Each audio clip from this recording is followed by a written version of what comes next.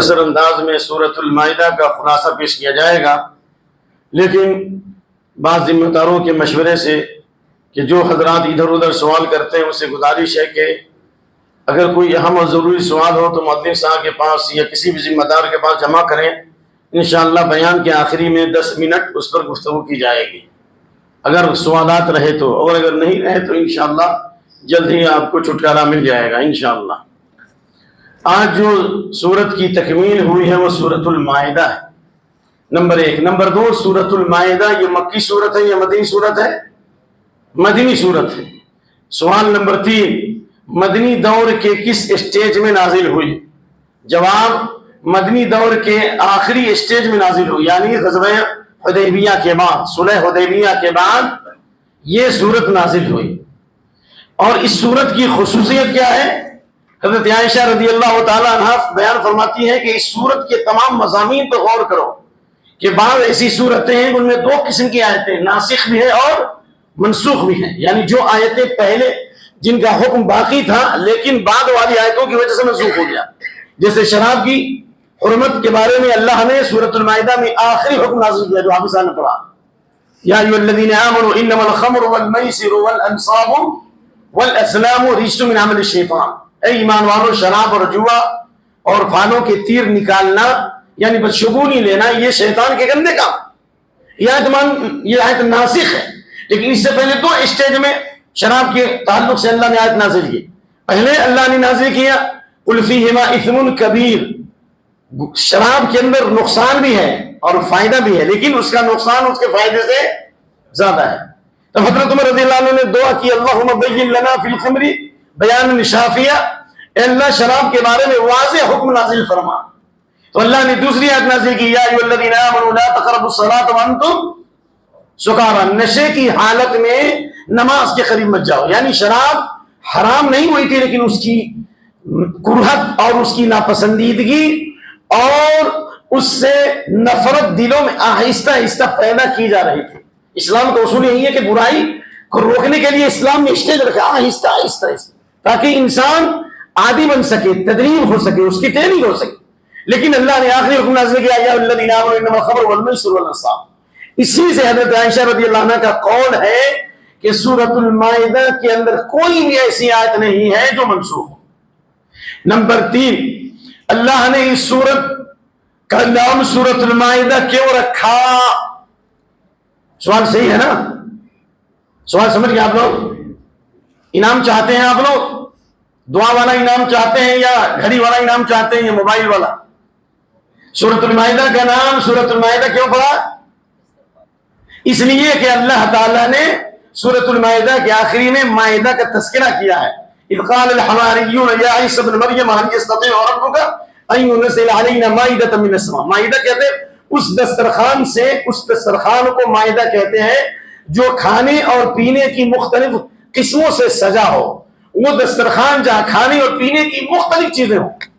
چونکہ حضرت عیسیٰ علیہ السلام کے حواریین نے، ان کے معاونین نے، ان کے جو فالوورز تھے انہوں نے دعا کی، تمنا کی کہ اللہ سے دعا کیجئے کہ آسمان سے ایک دسترخوان نازل ہو اور اس میں بہترین کھانا ہو تاکہ ہم لوگ کھانا بھی کھائیں اور اللہ کا شکر بھی ادا کریں اور اس دن جشن بھی منائیں۔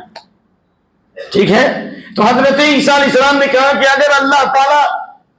اگر حضرت عیسیٰ علیہ السلام نے اللہ سے دعا فرمائی کہ اللہ انزل علینا مائدۃ من السماء، تو ہمارے اوپر دسترخوان نازل کر آسمان سے جس پر کھانے کی مختلف قسمیں ہوں، تو اللہ نے کہا انی منزل علیکم، ہم دسترخوان نازل ضرور کریں گے، لیکن فمن یکفر بعد منکم فانی اعذبہ عذابا لا اعذب احدا من العالمین، اگر دسترخوان نازل ہونے کے بعد جس نے ناشکری کی اور جس نے اللہ کی اطاعت و بندگی نہیں کی اور جس نے اللہ کے قانون سے بغاوت کی تو میں ایسا عذاب دوں گا جو عذاب آج تک ہم نے دنیا میں کسی قوم کو نہیں دیا ہے۔ اب اس بنیاد پر مفسرین میں تھوڑا علمی اختلاف ہے، وہ لڑائی جھگڑے والا اختلاف نہیں ہے کہ وہ دسترخوان نازل ہوا یا نازل نہیں ہوا، تو سیاق و سباق یہ بتاتا ہے کہ دسترخوان نازل نہیں ہوا، کیونکہ اللہ نے فرمایا اگر تم نے ناشکری کی اور ناقدری کی تو ایسا عذاب دوں گا جو عذاب اللہ نے کسی بھی قوم کو نہیں دیا ہوگا۔ یہ رجحان امام سعدی کا ہے اور ایسے ابن کثیر وغیرہ جو مفسر ان کا رجحان ہے کہ نازل ہوا، اس سے ہمیں بحث نہیں ہے۔ اس سورۃ المائدہ کے مرکزی مضامین کیا ہے؟ اس سورۃ المائدہ کا مرکزی مضمون جس کو آپ لوگ کہتے ہیں سینٹرل مضمون، سینٹرل پوائنٹ کیا ہے؟ ایگریمنٹ، عہد و پیمان، اللہ کے قانون کا عہد و پیمان۔ چونکہ اس سورت کا آغاز ہی اوفوا بالعقود سے ہے، اور پھر اللہ نے بنی اسرائیل سے بھی عہد و پیمان لیا، جو حافظ صاحب نے 13 نمبر کی آیت میں پڑھی، فَبِمَا نَقْضِهِمْ مِيثَاقَهُمْ لَعَنَّاهُمْ، اللہ نے ان سے ایگریمنٹ لیا تھا کہ میں تمہارے ساتھ ہوں، اگر تم نے نماز قائم کی، تم نے زکات دی، میرے رسولوں پر ایمان لائے، ان کی مدد کی، میں تمہارے گناہوں کو دور کر دوں گا، تم کو جنت میں داخل کروں گا۔ لیکن کیا ہوا؟ اس عہد و پیمان کو انہوں نے توڑ دیا، شریعت سے بغاوت کی، حرام کاری میں مبتلا ہو گئے، اور سماعون للکذب، دنیا کی سب سے جھوٹی قوم اگر کوئی ہے تو وہ کون سی قوم ہے؟ سماعون، سماع کہتے ہیں ریسیور کو، جو بہت زیادہ، یعنی ایک ہی وقت میں آپ پوری دنیا سے بات کر سکتے ہیں۔ سماع تو بہت زیادہ جھوٹ سننے والے تھے۔ اکالون یعنی مبالغے کا صیغہ ہے، بہت زیادہ حرام کھانے والے تھے۔ حرام خوری کی تاریخ یہودیوں سے ملتی ہے، سود خوری کی تاریخ یہودیوں سے ملتی ہے، رشوت کی تاریخ یہودیوں سے ملتی ہے۔ پوری دنیا کو سود کی غلامی میں جکڑنے والی قوم، رشوت اور سود خوری کے جراثیم کو اور اس کے وائرس کو پھیلانے والی قوم اگر کوئی ہے تو وہ کون ہے؟ یہودی۔ اس لیے اللہ نے اس میں تذکرہ کیا۔ تو جب انہوں نے زکات کو دینا بند کر دیا، اللہ کے ایگریمنٹ کو توڑ دیا، تو اللہ نے ان پر لعنت کی۔ ایک لعنت کا مطلب کیا ہوا؟ یعنی اللہ نے ان کے دل کو سخت کر دیا، ایک اللہ نے اپنی رحمت سے دور کر دیا، اور اللہ نے وہ علم چھین لیا جو انہیں دیا گیا تھا۔ پھر اللہ تعالیٰ نے اسی دین سے بغاوت کی وجہ سے اللہ نے فرمایا کہ وَجَعَلَ مِنْهُمُ الْقِرَدَةَ وَالْخَنَازِيرَ، ان کو بندر اور سور بنا دیا۔ نعوذ باللہ من ذلک۔ وہ انبیاء کی اولاد ہیں، من و سلوہ ان پہ نازل ہوا، آسمان سے بدریوں کا سایہ ان کے لیے ہوا، ان کے سامنے فرعون اور اس کے لشکر کو خطاب کیا گیا، اور اللہ رب العالمین نے مقام تیہ میں اللہ نے انہیں عزت کے ساتھ رکھا، ان کی حفاظت کی۔ اللہ نے جعل فیکم انبیاء، حافظ آیت پڑھی، نبوت کا سلسلہ جاری کیا، کیونکہ وہ نبی کی اولاد تھے، وہ انبیاء کی نسل سے تعلق رکھتے تھے۔ بادشاہت اللہ نے عطا فرمائی۔ وَآتَاكُمْ مَا لَمْ يُؤْتِ أَحَدًا مِنَ الْعَالَمِينَ، اللہ نے بنی اسرائیل کو تمام نعمتیں دی جو روئے زمین میں اللہ نے آج تک کسی کو نہیں دی۔ لیکن جب ناشکری ہوئی اور عہد و پیمان کو توڑا تو بندر سور بنا دیا، ایک۔ نمبر 2، اللہ نے ان پر ظالموں کو مسلط کر دیا۔ نمبر 3، اللہ نے ان کے بارے میں کہا كَانُوا لَا يَتَنَاهَوْنَ عَن مُنكَرٍ فَعَلُوهُ، برائیوں کو دیکھتے تھے، برائی سے نہیں روکتے تھے۔ ان میں 3 گروہ تھے، ایک وہ گروہ تھا جو نیکی کرنے والا تھا، دوسرا وہ گروہ تھا جو برائی کرنے والا تھا، تیسرا وہ گروہ تھا جو برائی سے اس نے روکا، لیکن برائی سے جب یہ باز نہیں آئے تو ان کے علماء نے ان کے ساتھ کھانا اور پینا شروع کر دیا۔ حافظہ نے آیت پڑھی، اللہ نے فرمایا لَعِنَ الَّذِينَ كَفَرُوا مِن بَنِي إِسْرَائِيلَ عَلَىٰ لِسَانِ دَاوُودَ وَعِيسَىٰ ابْنِ مَرْيَمَ ذَلِكَ بِمَا عَصَوا وَكَانُوا يَعْتَدُونَ۔ حضرت عیسیٰ علیہ السلام کی زبان سے اور حضرت داؤد علیہ السلام کی زبان سے بنی اسرائیل پر لعنت کی گئی۔ اس پر پوائنٹ پر غور کیجیے کہ اس لیے کہ انبیاء اپنی قوم پر جب دعا کر دے تو اس سے زیادہ ملعون قوم کون ہو سکتی ہے، اور انبیاء دنیا میں امن و رحمت کا پیغام لاتے ہیں، الفت و محبت کا جام لاتے ہیں، امن و شانتی کا سندیش لاتے ہیں، لیکن انبیاء جب لعنت کرے تو اس کا مطلب یہ قوم دنیا کی سب سے ذلیل قوم ہے۔ اور لعنت کیوں ہوئی؟ كانوا لا يتناهون عن منكر فعلوه، برائیوں سے ایک دوسرے کو نہیں روکتے تھے۔ اس سے معلوم ہوا برائی سے بچنا جتنا ضروری ہے اسی طرح برائی سے روکنا بھی ضروری ہے۔ چنانچہ عبداللہ بن مسعود فرماتے ہیں لما وقعت بنی اسرائیل فی المعاصی نہتهم علماؤهم فلما لم ينتهوا فاكلوهم وشاربوهم وسارقوهم في الاسواق فضرب الله قلوب بعضهم ببعض۔ جب بنی اسرائیل میں پہلے برائی پیدا ہوئی، ہفتے کے دن شکار کیا انہوں نے، حرام خواری میں مبتلا ہو گئے، شرک میں مبتلا ہونے لگے، سود میں مبتلا ہونے لگے، ان کے علماء نے پہلے روکا ان کو کہ یہ غلط ہے، یہ حرام ہے، مت کرو۔ لیکن جب وہ باز نہیں آئے تو کہا کہ اب یہ قوم سدھرنے والی نہیں ہے، اللہ ان سے حساب لے گا، اب اللہ ان سے حساب لے گا، اب ان کو ان کے حال پہ چھوڑ دو۔ چنانچہ ان کے ساتھ کھانا شروع کر دیا، پینا شروع کر دیا، اور بازاروں میں شیئر مارکیٹنگ شروع کر دی۔ شارکون فی الاسواق کا کیا مطلب ہے؟ Share market. اللہ نے ان کے دلوں کو آپس میں ٹکرا دیا اور اللہ نے ان پر لعنت کی۔ اس سے یہ معلوم ہوا کہ برائی سے اگر آپ روکتے ہیں اور برائی سے انسان باز نہ آئے تو اس کے ساتھ کھانا پینا اور اس کے ساتھ تعلق رکھنا اور اسے محبت کرنا جائز نہیں، ایک اصول ہے. ہاں ہم اس کی ذات سے محبت کریں گے لیکن اس کے عمل سے نفرت کریں گے. من جامع المشرک وسکن معه فإنه مثل مسلم شریف، جو مشرک اور کافر کے ساتھ رہے اور ان کے ساتھ بود و باش اختیار کرے تو اللہ کے نبی فرماتے ہیں کہ اس کا بھی شمار اسی میں ہوگا. شریعت کے ایک اصول بتایا گیا ہے، لا تتخذوا اليهود والنصارى اولیاء. جس طرح یہود و نصارہ پر اللہ نے لعنت کی، ایمان والوں کو اللہ نے فرمایا یہود و نصارہ کو دوست مت بناؤ. کیوں؟ اس لیے کہ یہود پر اللہ کا غضب ہے، محبوب علیہم ہے، اور نصارہ گمراہ ہیں. اللہ نے ان پر اپنا غضب نازل کیا اور ان پر لعنت کی ہے. لہذا جن پر اللہ کا غضب اور جن پر اللہ کی لعنت ہو ان سے قلبی دوستی جائز نہیں. قلبی کا مطلب قلبی دوستی نہیں، قلبی دوستی جائز نہیں، دل سے محبت کرنا جائز نہیں، لیکن ان کے ساتھ کاروبار کرنا جائز ہے، ان کے ساتھ لین دین جائز ہے، ان کے ساتھ ایگریمنٹ کرنا جائز ہے. کیا اللہ کے نبی صلی اللہ علیہ وسلم یہودیوں سے قرضہ نہیں لیا؟ اس طرح نبی صلی اللہ علیہ وسلم یہودی طعاما ورهنه درع، آپ صلی اللہ علیہ وسلم نے یہودی سے ایک سا غلہ لیا بعد روایت میں، اور آپ نے گروی رکھا اپنی زرع کو. آپ نے یہودیوں سے قرضہ لیا، اونٹ لیا، یہ بھی حدیث موجود. تو مشرکین کفار سے کاروبار کرنا کوئی حرج نہیں، نمبر ایک. نمبر دو، ان کے ساتھ انصاف بھی کیا جائے گا، اور اگر وہ غریب و پریشان ہو تو ان کی مدد بھی کی جائے گی. قلبی دوستی جائز نہیں ہے. اس لیے اللہ نے کہا وَمَن يَتَوَلَّهُم مِّنكُمْ فَإِنَّهُ مِنْهُمْ، جو ان سے دوستی کرے گا ان کا شمار انہی میں ہوگا. اسی سے یہ بات واضح ہو گئی کہ ایمان والوں سے دوستی کرنا اور کافروں سے دینی نفرت کرنا یہ اہل سنت والجماعت کے اصول میں داخل ہے. اور بعض اہل علم نے کہا کہ امت مسلمہ پر جو ذبح حالی طاری ہوئی اور دشمنوں کا جو تسلط آیا اور پوری دنیا کی قومیں جو ٹوٹ پڑی ہے، اس کی سب سے بڑی وجہ یہ ہے کہ مسلمانوں نے ایمان والوں سے دوستی توڑ کر یورپ اور امریکہ سے دوستی شروع کر دی. پوری تاریخ ہے آپ دیکھیے. ورنہ صلیبی جنگوں کے اندر مسلمان فتحیاب کیوں تھے؟ اور اس کے بعد ان لوگوں نے پلاننگ کی کہ مثال ماہ چمکتا تھا جس کا داغ سجود خریدی ہے فرنگی نے وہ مسلمانی. انہوں نے سوچا کہ مسلمانوں سے دینی جذبے کو ختم نہیں کر سکتے ہو، اس کو ختم کرنے کا ایک ہی طریقہ ہے کہ ان کے اندر جو دین کی جو اسپرٹ ہے اور ولا اور جو برا ہے، دین سے جو گہرا تعلق ہے، وہ دین کی اسپرٹ کو ختم کرتا. تو یہ مضمون ایک عمومی مضمون ہے جو مرکزی مضمون کی حیثیت سے. اب چند باتیں ٹو دی پوائنٹ رکھے، میں تو لکھ کے لایا نہیں لیکن میں تو 3 پوائنٹ بتا رہا ہوں. پہلے اللہ نے فرمایا یا ایھا الذین آمنوا اوفوا بالعقود، اے ایمان والو عہد و پیمان پورا کرو. عقد سے مراد ایگریمنٹ، کانٹریکٹ جس کو آپ کہتے ہیں. نمبر 1 اللہ کے ساتھ. اللہ کے ساتھ ایگریمنٹ کیا ہے؟ بولیے. اللہ کی عبادت کریں گے اور اللہ کی عبادت میں کسی کو شریک نہیں کریں گے، نمبر 1. نمبر 2 اللہ کے قانون پر چلیں گے اور اللہ کے قانون کے مقابلے میں دوسرے قانون کو فالو نہ کریں گے. یہ ہے نا؟ اگر اللہ کے قانون کے مقابلے میں کافرانہ نظام کو، مشرکوں کے نظام کو، ان کے مینیفیسٹو کو، ان کے کلچر کو اپنائیں گے تو کیا ہوگا؟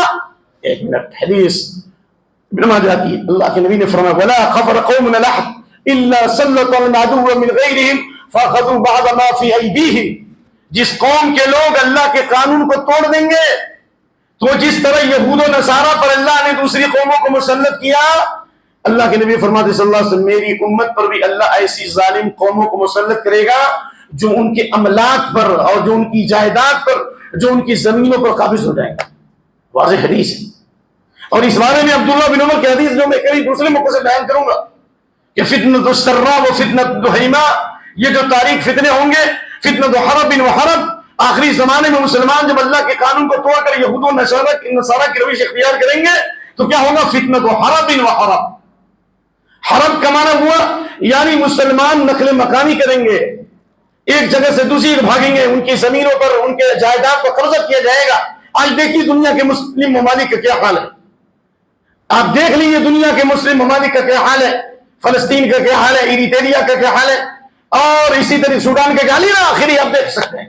زیادہ آپ اس مسئلے کو سمجھ رہے ہیں. تو اللہ نے کہا اوفوا بالعقود، ایگریمنٹ کو پورا کرو. نمبر 2 وہ ایگریمنٹ جو ایک قوم دوسری قوم سے کرتی ہے، ایک ملک دوسرے ملک سے کرتا ہے. اس میں اشارہ ہے کہ اگر کافر ملک کے ساتھ اور کافر قوموں کے ساتھ بھی ایگریمنٹ ہو تو تم کو اس کی پاسداری کرنا اور اس قانون کی حفاظت کرنا ضروری ہے. جیسے آپ نے صلح حدیبیہ کیا نا، اللہ کے نبی صلی اللہ علیہ وسلم کو مکے سے نکالا کس نے؟ صحابہ کرام پر ظلم کس نے کیا؟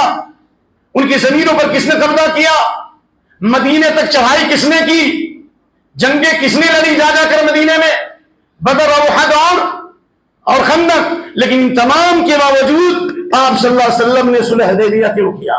کیونکہ اسلام جنگ نہیں چاہتا، اسلام امن چاہتا ہے. شر اور فتنہ کو دور کرنے کے لیے اسلام نے جنگ کی اجازت دی ہے.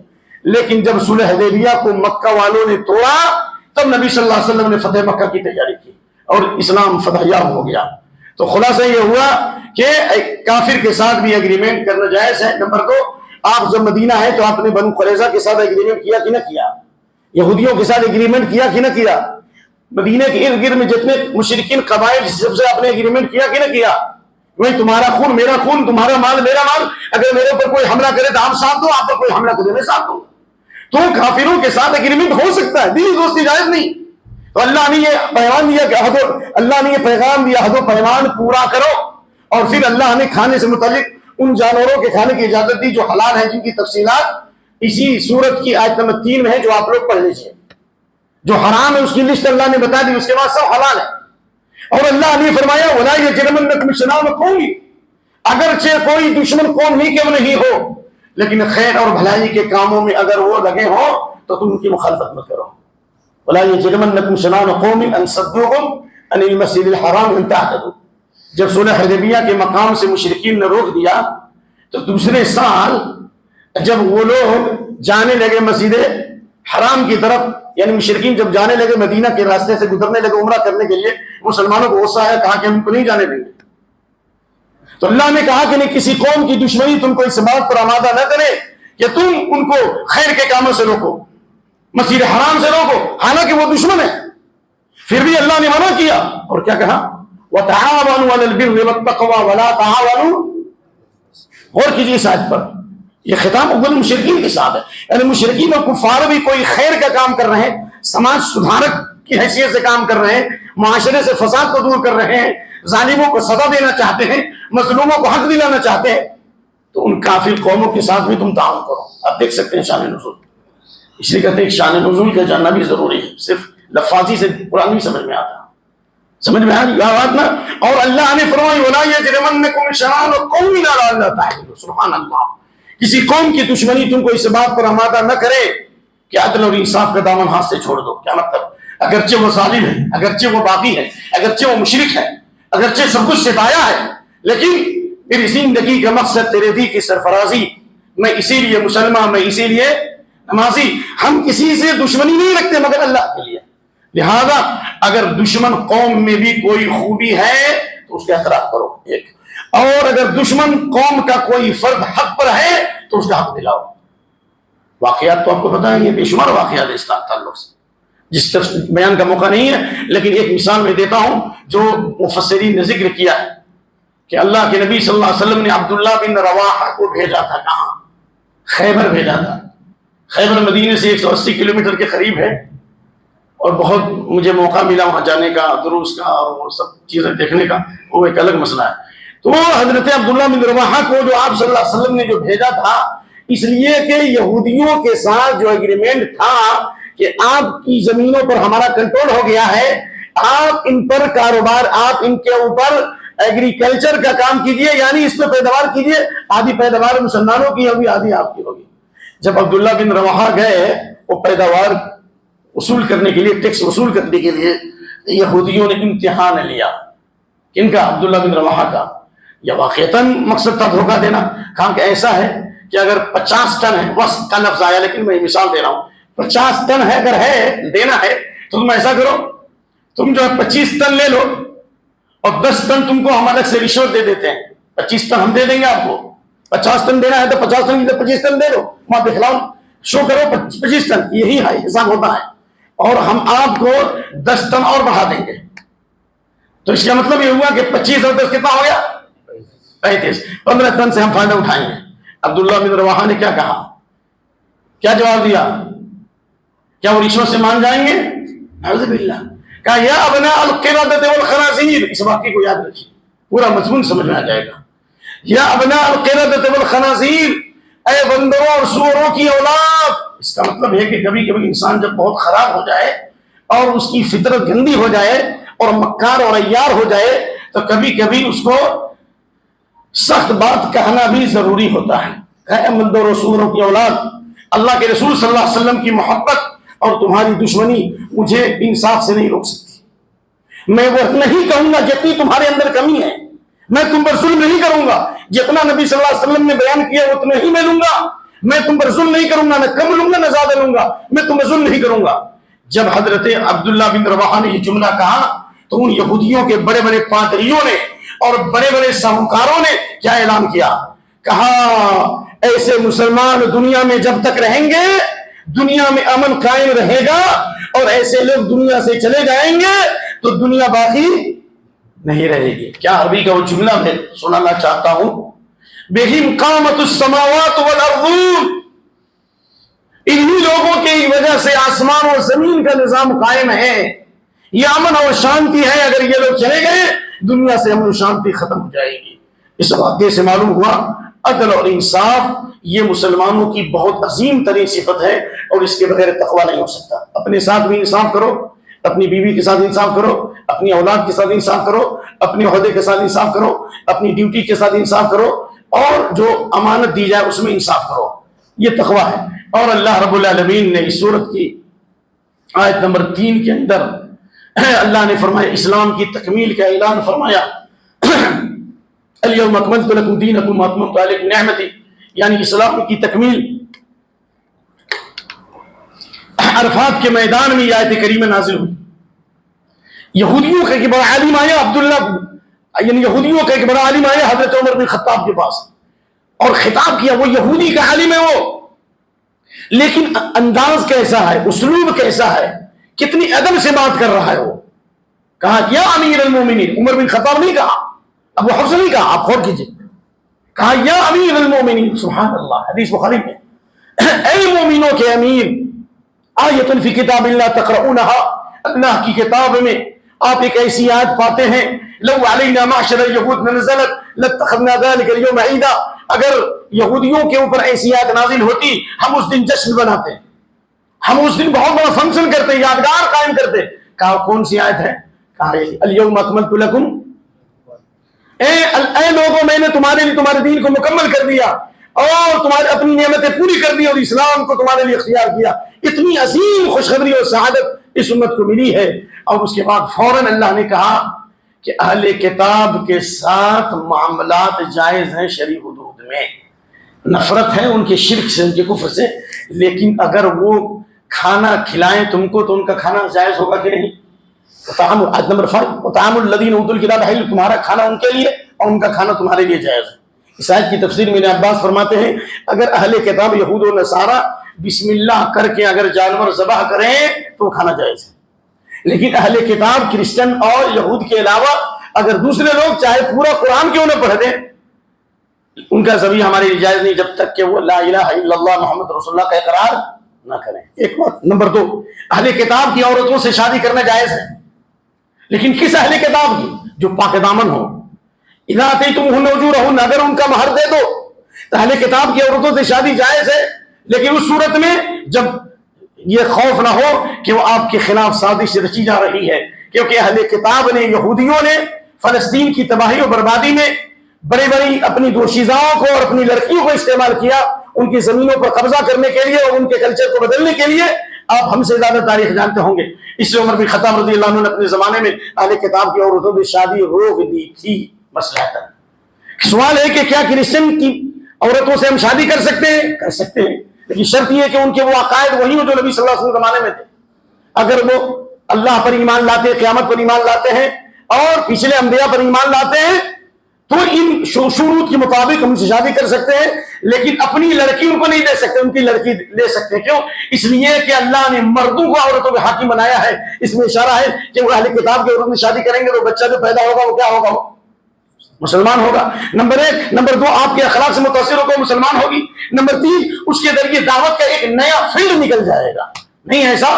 ہر چیز میں اسلام نے مصلحت رکھی ہے.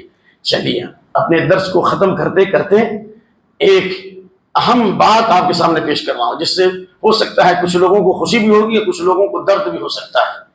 آیت نمبر 6 میں اللہ تعالیٰ نے کہا کہ دنیا کے سارے مسائل اپنی جگہ پر ہیں، لیکن نماز کو نماز کی طرح پڑھو اور نماز پڑھنے کے لیے وضو کرنا ضروری ہے، اور اللہ تعالیٰ نے وضو کے لیے وضو کا طریقہ بتایا، اذا قمتم الى الصلاۃ فاغسلوا وجوہکم، اپنے چہرے کو دھو، لیکن کہاں تک دھو؟ قرآن میں نہیں، حدیث میں ہے۔ اس سے معلوم ہے کہ قرآن کو قرآن سے نہیں سمجھا جائے گا، بلکہ قرآن کو سمجھنے کے لیے حدیث کا ہونا ضروری ہے۔ اور اللہ نے فرمایا وَأَيْدِيَكُمْ إِلَى الْمَرَافِقِ، اپنے دونوں ہاتھوں کو دھو، کہاں تک؟ نہیں ترجمہ کیجیے، کوئی ایک آدمی ناراض مت ہو، ختم کر رہے ہیں، کہنیوں تک، صحیح ترجمہ ہے نہیں، کہنیوں سمیت۔ کہنیوں تک کا مطلب ہوا کہ یہاں تک چلے گا نہیں، کہنیوں سمیت یعنی کہنی کو بھی دھونا ضروری ہے۔ حضرت ابو ہریرہ یہاں تک دھوتے تھے، کیوں؟ اس لیے جہاں تک پانی جائے گا وہاں تک جنت کے اندر جنت کے زیور پہنائے جائیں گے، تبلغ الحلیۃ من حیث یبلغ الوضوء، جہاں تک وضو کا پانی جائے گا وہاں تک اعضاء چمکیں گے۔ اس لیے ابو ہریرہ کہتے تھے جو چاہے اپنی چمک کو بڑھانا تو اور دور دور تک دھوئے۔ بہرحال اس میں مسئلہ ہے کہ اللہ تعالیٰ نے وضو کے مسائل بیان کرتے ہوئے کہا سر کا مسح کرو، یہ اصل پوائنٹ ہے۔ سر کے مسح کا اللہ نے حکم دیا ہے، لیکن سر کا مسح کہاں تک کرو بھائی عثمان صاحب؟ گردن تک کرو؟ اللہ نے تک کو حذف کر دیا۔ ایک پوائنٹ پہ غور کیجیے، دونوں ہاتھوں کو دھو، کہنیوں تک، پاؤں کو دھو، کہاں تک؟ ٹخنوں تک، یہاں پر تک ہے، لیکن جب سر کے مسح کا ذکر آیا تو اللہ نے تک کی تک بندی کو حذف کر دیا۔ سر کے مسح کا حکم دیا ہے، لیکن سر کا مسح کہاں تک کرو اللہ نے تک کا ذکر نہیں کیا۔ لیکن یہاں پہ ایک مسئلہ ہے، خود تو بدلتے نہیں، قرآن کو بدل دیتے ہیں۔ جو لوگ وضو کرتے ہیں جن کو 3 مرتبہ دھونا چاہیے، وہ دیکھیے کہ 3 مرتبہ سے زیادہ دھوتے ہیں، یعنی کچھ لوگوں کو دیکھا کہ ایسے بھی پانی لاتے ہیں اور پھر اوپر سے بھی پانی ڈالتے ہیں 3 مرتبہ سے زیادہ۔ بہت سے لوگوں کو دیکھا ہوں، اور خاص طرح ان لوگوں کو دیکھا ہوں جو سفید پوش لوگ ہیں، جو بڑی عبادت گزار نظر آتے ہیں، جبکہ 3 مرتبہ سے زیادہ اگر کسی عضو کو دھوئے گا، 1 مرتبہ دھونا جائز ہے، 2 مرتبہ بھی دھونا سنت ہے، 3 مرتبہ دھونا افضل ہے۔ 3 مرتبہ سے زیادہ اگر اعضائے وضو میں سے کسی کو دھوئے گا تو 3 گناہ آئے گا، 3 نقصان ہے۔ نمبر 1 فقط اساء، اس کا عمل خراب ہو گیا، اس کا عمل کیا ہو گیا؟ نمبر 2 وظلم، اس نے ظلم کیا، شریعت پہ ظلم کیا۔ نمبر 3 وتعدی، اللہ کی باؤنڈری سے آگے بڑھ گیا۔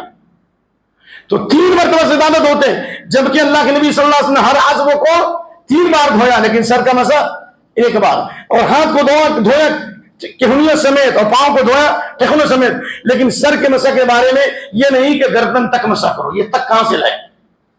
اس بارے میں بہت ساری روایتوں کو میں نے دیکھنے کی کوشش کی، لیکن میں آج کہتا ہوں اہل مکہ ادری بشعابہا، مکہ کی پہاڑیوں کے بارے میں اسی کو معلوم ہوگا جو وہاں رہا ہے۔ جو گھر والا آدمی ہے وہ گھر کے بارے میں زیادہ جانتا ہے۔ تو اس لیے میں یہ بتانا چاہتا ہوں کہ گردن کا جو مسح کسی بھی صحیح حدیث سے ثابت نہیں ہے، نمبر 1۔ نمبر 2 گردن کا مسح کرنا سنت کی مخالفت ہے۔ نمبر 3 گردن کا مسح کرنا بدعت ہے۔ نمبر 4 گردن کا مسح کرتا ہے تو وہ نبی صلی اللہ علیہ وسلم پر خیانت کا الزام لگاتا ہے کہ نبی کو معلوم تھا لیکن آپ نے نہیں بتایا، یا نبی صلی اللہ علیہ وسلم پر جہالت کا الزام ہے نعوذ باللہ کہ آپ کو معلوم ہو گیا لیکن نبی کو معلوم نہیں تھا۔ نمبر 5 یہ اللہ کی کتاب کی تکذیب ہے۔ تکذیب سمجھتے ہیں کہ نہیں؟ یعنی اللہ کی کتاب کا انکار لازم آتا ہے۔ اللہ نے کہا سر کا مسح کرو، لیکن کہاں تک کرو یہ نہیں بتایا، صرف سر کا مسح کا ذکر ہے، ہاتھ ٹخنوں سمیت، پاؤں، ہاتھ جو ہے ٹخنوں سمیت، اور پاؤں ٹخنوں سمیت۔ اسی لیے آئیے میں حدیث پیش کرتا ہوں۔ آئیے ذرا سا، عبداللہ بن زید بن عاصم نے فرمایا میں نے اللہ کے نبی صلی اللہ علیہ وسلم دیکھا مسح کرتے ہوئے۔ کیسے مسح کیا؟ آپ نے پانی لیا اور آپ نے کہا، میں الفاظ حدیث پڑھ رہا ہوں بخاری، بسم اللہ، بدأ بمقدم راسه، پہلے حدیث سن لیجیے، بدأ بمقدم راسه حتى ذهب بهما الى قفا ثم ردهما الى المكان الذي بدأ منه۔ آپ نے سر کے اگلے حصے سے شروع کیا۔ دیکھ لیجیے، میں تو اکثر بتاتا ہوں تو کھڑے ہو کر، تاکہ اس میں کوئی شک نہ ہو، چاہے 2 آدمی سیکھ لے، 1 آدمی سیکھ لے، میری نجات کا کوئی راستہ نکل جائے گا۔ حضرت عبداللہ بن زید بن عاصم نے کہا میں نے اللہ کے نبی کو دیکھا مسح کرتے ہوئے۔ کیسے مسح کیا؟ آپ نے سر کے اگلے حصے پانی لیا، ایسے لیا، بعض لوگ ایسے بھی کر سکتے ہیں لیکن ایسے شروع کیا، سر کے اگلے حصے سے شروع کیا، حتی ذهب بهما الى قفا، کہاں تک لے گئے؟ گدی تک۔ گدی کس کو کہیں گے؟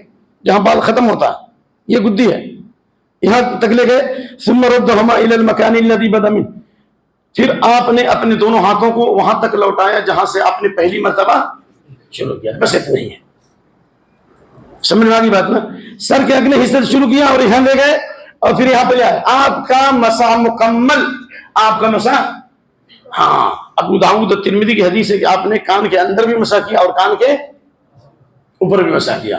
اور آپ نے وادخل، کہا آپ صلی اللہ علیہ وسلم نے ادخل سبابتہ فی داخل اذنیہ، سبابہ اس کو بولتے ہیں، شہادت کی انگلی کو کان کے اندر، اور اس کو کیا ابہام ہے، اور مسح بابہامہ ظاہر اذنیہ، اور آپ نے انگوٹھے سے کان کے اوپر مسح کیا.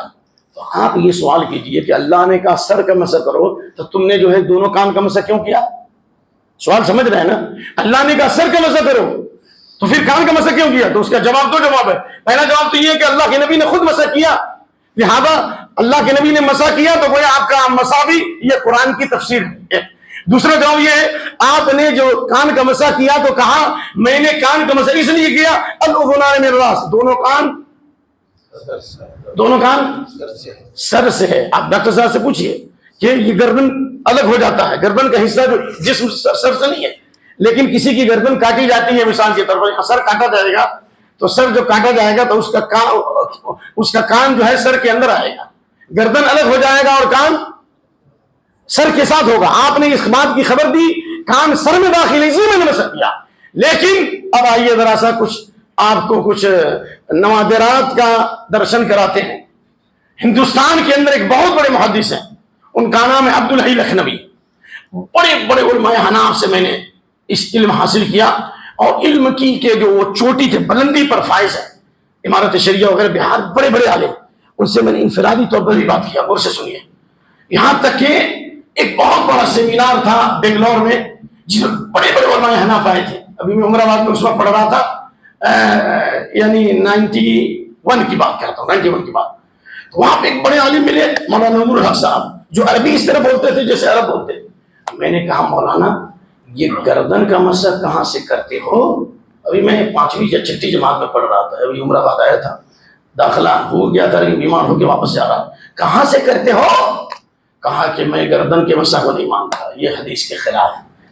چلیے، مجھے مظاہر علوم سہارنپور کے بڑے بڑے طلبہ نے بتایا، میری رشتہ داروں نے، کہ وہاں پر مولانا یونس صاحب جو حدیث کے بہت بڑے عالم، کیونکہ ریکارڈ ہو رہا ہے اور اس دور کے بڑے محدث ہیں، علماء عرب میں ان کی جو ہے بڑی عزت مانی جاتی تھی. انہوں نے بھی کہا کہ گردن، علماء حناف جو گردن کے مسح کو مستحب کہتے ہیں، حنفی میں کہ گردن کا مسح مستحب ہے. کہا کہ گردن کے مسح کے بارے میں کوئی بھی صحیح روایت نہیں. چلیے آگے چلیے. علامہ عبدالحی لکھنوی بہت بڑے عالم ہیں، انہوں نے کتاب لکھی الاجوبۃ الفاضلہ عن الاسئلۃ العشرۃ الکاملہ، 10 سوالات کے جواب دیے جو بالکل محدثین کے منہج کے مطابق. ان میں سے ایک سوال یہ تھا مسح الرقبہ، گردن کا مسح. مولانا نے کہا کہ دلائل کس سے ثابت کیا کہ گردن کا مسح کسی بھی صحیح حدیث سے ثابت نہیں ہے. جس حدیث میں بھی آیا ہے وہ حدیث ثابت نہیں ہے، کیونکہ اللہ نے سر کے مسح کا حکم دیا، گردن کے مسح کا حکم نہیں دیا. ہاں گردن کا مسح اس وقت ہو سکتا ہے جب ایک ساتھ مسح کرے، یعنی سر سے شروع کرے اور گردن تک لے جائے پھر لوٹائے. الگ سے جو ایسے گردن کا جو مسح کرتے ہیں یا ایسے ایسے جو لوگ کرتے ہیں، ایسا لگ رہا ہے کہ گل پھینک رہے ہیں. نہیں دیکھا گل پھینکتے ہوئے؟ آپ لوگ شاید نہیں دیکھے. ہم لوگ سمندر کے پاس جاتے ہیں تو ایسے ایسے لپیٹتے ہیں نا، تو کچھ لوگوں کو دیکھیے ایسے ایسے ایسے لپیٹتے ہیں. یہ کہاں سے لائے بھائی؟ یہ عجائبات کی سیر کر رہے ہو؟ ہمارے بعد مشائخ کہتے تھے الہند بلد العجائب والغرائب، ہندوستان عجائب و غرائب کا دیش ہے. تو یہ جو مسح میں اور سر کے مسح میں ایسے ایسے کرتے ہیں پھر چھومتے ہیں، یہ کہاں سے آئے؟ اس لیے یہ بالکل صحیح بدعت ہے، اور اس بات کے خوف ہے کہ ایسا وضو جو باطل ہو جائے گا. کیونکہ حضرت عثمان رضی اللہ عنہ نے وضو کا پانی منگایا اور شروع سے لے کر بسم اللہ سے لے کر کے پاؤں تک دھویا بالکل سنت کے مطابق. اور آپ نے فرمایا کہ میں نے نبی صلی اللہ علیہ وسلم کو فرماتے ہوئے میں نے نبی صلی اللہ علیہ وسلم کو اسی طرح وضو کرتے ہوئے دیکھا اور اس میں گردن کا مسح نہیں ہے، اور اس میں اس طرح سے جو گل پھینکتے وہ بھی نہیں ہے. اور کہا کہ رأیت النبی صلی اللہ علیہ وسلم، میں نے اللہ کے نبی کو اسی طرح مسح کرتے ہوئے دیکھا. اور آپ نے فرمایا جو اس طرح سے مسح کرے گا، جو اس طرح سے وضو فرمائے گا اور پھر 2 رکعت نماز پڑھے گا. میں الفاظ حدیث پڑھ دیتا ہوں. تو رأیت النبی صلی اللہ علیہ وسلم توضأ نحو هذا وقال من توضأ نحو هذا ثم صلى ركعتين لا يحدث فيهما نفسه الا غفر الله ما تقدم من ذنبه. اللہ اکبر. جو میرے اس طریقے کے مطابق وضو کرے اور اس کے بعد 2 رکعت نماز پڑھے اخلاص اور توجہ کے ساتھ، تو اللہ اس کے پچھلے تمام گناہوں کو معاف کر دے گا۔ اس کا مفہوم مخالف کیا ہے؟ جو اس طریقے سے وضو نہیں کرے گا، میرے طریقے کے خلاف وضو کرے گا، اس کی نماز بھی صحیح نہیں، اور جب نماز صحیح نہیں تو اللہ اس کی مغفرت بھی نہیں کرے گا۔ میں سمجھتا ہوں کہ آدھا گھنٹہ کا جو وقت ہے وہ مکمل ہو چکا ہے، اس لیے اسی پر بریک لگاتے ہیں۔ ایسے وسیلے کا بھی بہت ہی اہم مضمون تھا، یا ایھا الذین آمنوا اتقوا اللہ وابتغوا الیہ الوسیلہ، لیکن یہ مضمون سورہ بنی اسرائیل میں بھی آنے والا ہے، اس لیے ہم یہ وسیلے کے تعلق سے جو انشاءاللہ تفصیلی بیان سورہ بنی اسرائیل میں دیں گے۔ تقریباً جو بھی صورت میں جو مرکزی مضامین تھے، ہم باتیں تھیں، الحمدللہ سارے مضامین انشاءاللہ بہت حد تک آپ کے سامنے پیش کر دیے گئے ہیں۔ اللہ سے دعا ہے کہ اللہ تعالیٰ یہود و نصارہ کی جو بیماریاں ہیں ان بیماریوں سے ہمیں پاک کر دے، اور ہمیں اسلامی تہذیب اور کلچر اور اسلامی عقیدے کے مطابق زندگی گزارنے کی توفیق عطا فرمائے۔ سبحان ربک رب العزت عما یصفون وسلام علی المرسلین والحمد للہ رب العالمین۔ آدھا گھنٹہ مکمل ہو گیا۔ اگر کسی بھائی کا کوئی سوال شریف ہو تو پوری شرافت کے ساتھ سوال کر سکتے ہیں۔ ہاں، ہمارے بھائی نے بہت چھوٹا سوال ہے، 1 منٹ کا جواب ہے۔ ہمارے بھائی نے یہ سوال کیا، 1 منٹ کا جواب ہے کہ وتر کے اندر آخری رکعت میں قنوت پڑھنے کے لیے، ہے نا، قنوت پڑھنے سے پہلے جو رفع دین کرتے ہیں، اس کا کیا ثبوت ہے؟ اس بارے میں ترمذی کی شرح تحفۃ الاحوذی میں اس کے جو شارح ہیں عبد الرحمن مبارک پوری، انہوں نے کہا کہ اس بارے میں کوئی بھی صحیح یا کوئی ضعیف حدیث ہم کو نہیں ملی۔ کہتے ہیں کہ بعض آثار ملتے ہیں، لیکن وہ آثار آسمان نے اچک لیا یا زمین نے نگل لیا، اس بارے میں کوئی صحیح روایت کہ وتر کے اندر قنوت پڑھنے کے لیے جو رفع دین کرتے ہیں، اس بارے میں نہ کوئی روایت، نہ کسی صحابی کا عمل، نہ بخاری میں، نہ مسلم میں، نہ ابو داؤد میں، نہ ترمذی میں، نہ ابن ماجہ میں، نہ دارمی میں، نہ مالک میں، نہ بیہقی میں، حدیث کی کسی بھی کتاب میں نہیں۔ لہذا یہ اس جگہ رفع دین ثابت نہیں، بلکہ افضل یہی ہے کہ آپ ساری دعائیں پڑھ لیجئے اور اس کے بعد یعنی سورہ فاتحہ اور سورت پڑھ لیجئے، اور اس کے بعد اللہم اہدنی فیمن ہدیت پڑھیں۔ غیر رمضان میں رکوع سے پہلے قنوت پڑھنا افضل ہے، اور رمضان میں جب امام نماز پڑھا رہا ہو وتر کی تو رکوع کے بعد قنوت پڑھنا افضل ہے، اور اس میں رفع دین بھی بعض صحابہ سے ثابت ہے، وہ بھی 10 رمضان کے بعد، اور بعض صحابہ ہاتھ اٹھاتے تھے، لیکن کسی سے بھی اس روایت کا ثبوت نہیں ملتا کہ وتر کے اندر قنوت پڑھنے کے لیے انہوں نے رفع دین کیا ہو۔ اس بارے میں کوئی واضح دلیل موجود نہیں ہے۔ اللہ تعالی ہمیں دلیل کی روشنی میں قرآن و سنت پر چلنے کی توفیق عطا فرمائے۔ السلام علیکم ورحمۃ اللہ وبرکاتہ۔